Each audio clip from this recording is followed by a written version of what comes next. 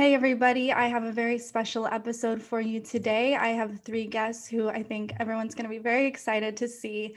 I'm joined by Alanna Smith, a high school track athlete from Connecticut, along with her mom, Cheryl Radachowsky, and her lawyer, Christiana Holcomb of the Alliance Defending Freedom. So Alanna is one of four athletes. The others are Selina Soule, Chelsea Mitchell, and Ashley Nicoletti, who have been consistently deprived of honors and opportunities to compete at elite levels due to a policy in their state, Connecticut, that allows males who identify as female to compete in girls' sports. So the four girls have filed a lawsuit that would block these male athletes from competing in girls' sports. So thank you three so much for joining me. Alanna, you're so brave. Can you start by telling us, first, what year are you in high school? And second, what was it that made you decide to get involved with this lawsuit?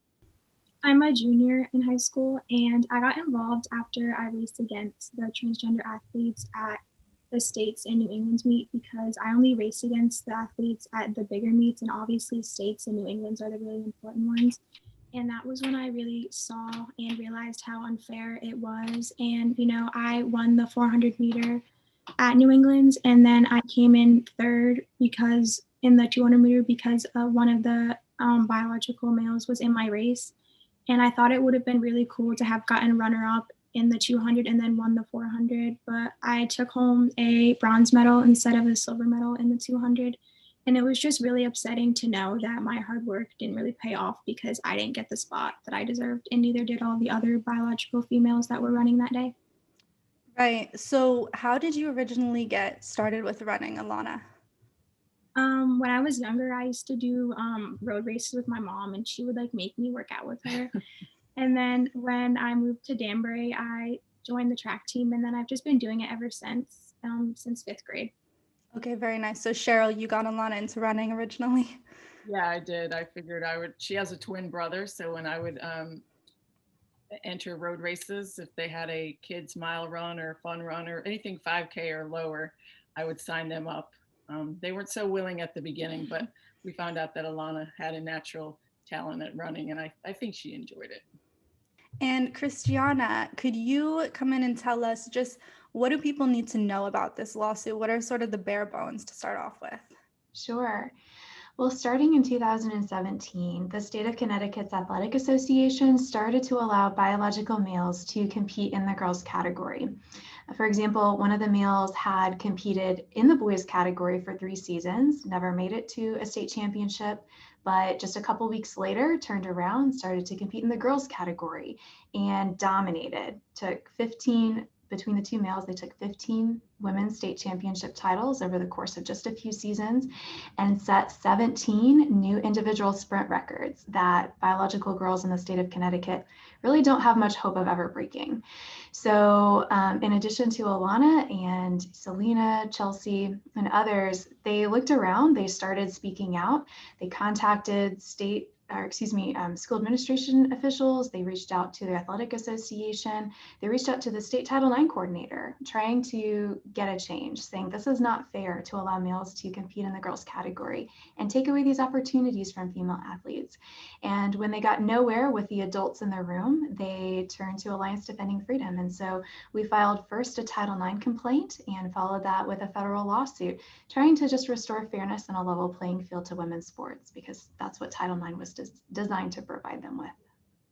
And is there any requirement in Connecticut that the transgender students have to undergo a medical transition or any kind of medical intervention? There is not whatsoever. So it's simply an ID policy. That means that a biological male can simply identify as female and then come in and dominate the girls category, as they did in Connecticut. Okay. And is it known whether the athletes in Connecticut, the biological boys, is it known whether they had undergone any medical treatment? I think there's conflicting reports about whether they may have done some testosterone suppression for a period of time and then stopped. But, even if they did, we've seen a number of scientific studies, even within the last few months alone, that have indicated that testosterone suppression just doesn't undo those male advantages over female athletes. It doesn't undo their larger hearts and greater lung capacity and denser bones, stronger muscles, greater explosive power, all of these things that give them athletic advantages and make it really unfair to force girls like Alanna to compete against them. Right. So, Alanna, how did it feel when you had to, line up at that starting line and knowing that there were boys in the race? How did that feel for you? It was really frustrating because, I trained 6 days a week, 2.5 hours a day, just to take off like half a second and hundredths of a second off my time, and to know who's going to win before the race even begins. It's just really frustrating because I feel like I don't have the chance to get the spot where I deserve. And like, fortunately enough, my freshman year, I was able to advance to New England's, but there were other biological females who weren't able to because the transgender athletes took up the spots that belonged to them. Right. And how does this, do you think, affect your future running career? What are your plans around that? Well, I definitely want to run in college, but I know that like making it to states and New England is obviously a big part of that. So if you can't make it, then then college coaches aren't going to be able to see you because they're going to say, oh, you didn't make it to New England, so you're probably not that good of a runner. So it's just really difficult if you don't make it to the meets that really count. Right. And I think that people who aren't in the US might also not fully understand how important it is to have athletic opportunities at college, even when it comes to things like scholarships or funding. And maybe Cheryl, you can speak to this too, but are you expecting to have that be affected by this issue now? We're still early on in the college selection process, mainly due to COVID. And, Alanna hasn't run since freshman year, and there was a hiatus put on the NCAA being able to reach out. We're hoping that Alanna's times will speak for themselves. Thankfully, track being an individual sport, she's got the black and white results there. And we're hoping that if this policy gets changed in the state of Connecticut, and across the country, that fairness will be restored to the sport, and their achievements and records and times will mean something, before it becomes more prevalent that males are competing in women's sports and they're going to be sidelined in their own sport. Right. So that connects us to the larger issue, right? So Christiana, how do you see this, first of all, being impacted by Biden's executive order? And second of all, how do you see this issue as pertaining to sort of the larger, broader issue about women's sex-based rights across the country right now? Yeah, so it was really disappointing to watch President Biden's administration, within mere hours of swearing in the first female vice president, issue an executive order that would effectively eviscerate protections for girls like Alanna and their ability to compete on a level playing field. President Biden's administration, as you're aware, directed the Department of Education to issue new guidance that would effectively rewrite Title IX in federal law and move from protecting girls on the basis of their biological sex to moving to gender identity ideology. And we know that when those types of policies proliferate, women and girls are the ones who bear the brunt of the harm. We've already seen how Connecticut's gender identity policy plays out. Girls have lost out on 15 state championship titles in just a couple of seasons, more than 85 opportunities to advance to the next level of competition. And that's based simply on 2 biological males competing in the girls category. Imagine the devastating impact that would be inflicted on girls across the country if this becomes a national policy. So we're deeply concerned about President Biden's executive orders, but also the Equality Act, and the fact that it too would rewrite Title IX, would in effect open the door to males across the country dominating the girls category. And you mentioned women's sex-based rights. The Equality Act would have not just a devastating impact on women's sports, but even on their private spaces, their ability to have privacy in the locker room, women's domestic shelters, women's prisons.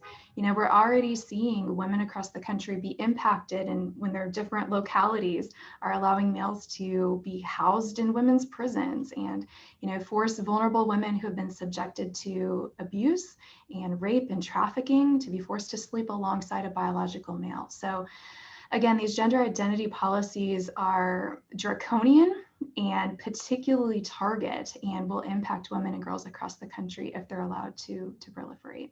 Mhm. And you mentioned locker rooms. So, as to what you had said before about it essentially being a self-declaration, right, for a boy to be able to run on the girls' team, does that also apply to access to female changing rooms in high school? So I would say it certainly could. I don't want to speak for Alanna. I don't believe that she, Selina, or Chelsea have necessarily encountered that just yet. But yes, that's the natural progression. That's the way that these policies do play out. When you allow biological males to ID themselves onto a girls' athletic team, it's not a far cry before they're also forcing their way into the girls' changing room, their locker room, and other private spaces that girls ought to be able to expect their privacy to be respected. Cheryl, how does it feel as a mom to hear that? And also, how does it feel to watch Alanna, after all her hard work, go up against biological boys? It's gut wrenching. The first time that I witnessed it, when Alanna was running in the state open and in New England regionals, it it brought full front how unfair it is to see these biological males just dominate on the track. The differences sometimes between first and second, could be a 1/100th of a second. But when they started participating, the gap between first and second was quite noticing, was large, and just highlighted just how unfair it is to have biological males competing on a female team. It just goes against everything that Title IX was created for, to allow girls opportunities to compete on a level playing field. And it was really, really disappointing. And that's why we said we needed to stand up, speak out, and hopefully work towards making a change. Mm-hmm. Alanna, what kind of reaction have you received from your peers generally, in person or online? What's the reaction been like since you signed on to the lawsuit? All my friends and family and teammates are really supportive about it. And the only hate that I've really gotten is on social media from people that I don't even know. So everyone that I know personally thinks that what I'm doing is right, and they're glad that I'm standing up for what I believe is right. Okay, great. I'm glad to hear that. And I hope that you don't take the social media stuff too much to heart, because as we know, the keyboard warriors sort of don't think about the impact of that it's a real person on the other end. And so many more people, I think that you're a hero for doing this. Christiana, I want to put a question to you.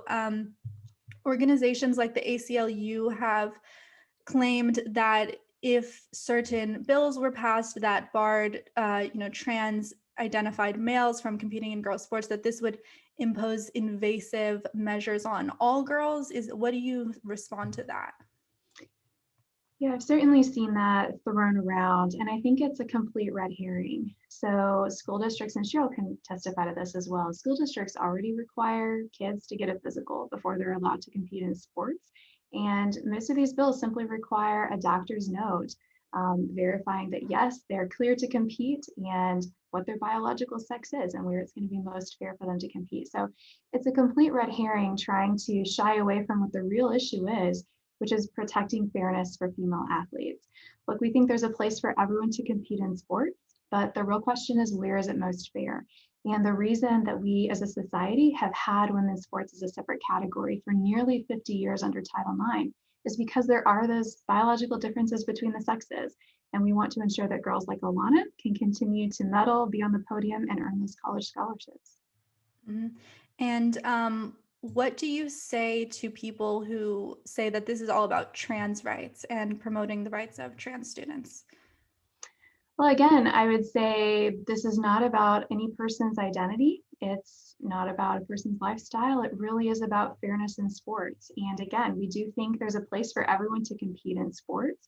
The question again is, where is it most fair for them to compete? And because of the blatant unfairness of forcing girls to compete against a biological male who on average has a 10 to 40% athletic advantage over her, we think it's really clear that we have to protect the integrity of women's sports. And Alanna, do you have any message perhaps for other girls around the country who might be in a similar position? Maybe they haven't spoken up about it yet, but they're noticing biological boys on their teams or joining their teams, or maybe it's just, they're noticing it in the culture and they're concerned how it might affect them. Do you have any words for other girls in your similar situation? I just hope that more girls will start to stand up, because I know that I love to run track, and like all my other teammates love to play sports. And if we don't make a change now and stand up, then women's sports may no longer be a thing. Mm-hmm. And Christiana, in terms of the wording or the language around this case, what is the language that you use in court to refer to the transgender athletes? And can you talk a little bit about why that matters to the case?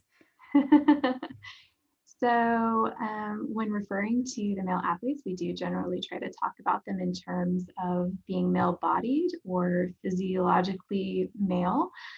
We as the attorneys did receive a directive from the court that he did not want us to be referring to them as straight up biological males, because it was, quote, inconsistent with scientific norms and quote unquote human decency, which we're so respectfully attempting to comply with that, but also be truthful and honest in our conversation.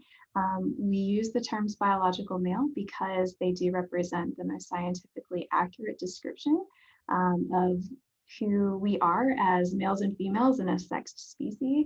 And try to also use it because we don't want to be in any way intentionally unkind or demeaning, but we want to be accurate and zealous representatives of our clients. So anyway, long answer to say, we try to generally talk in terms of biology and the fact that they are male-bodied and born as male, and therefore it's those inherent physical differences that Title IX was intended to address, and that's the reason we want to have and think it's really imperative that we as a society protect female sex sports.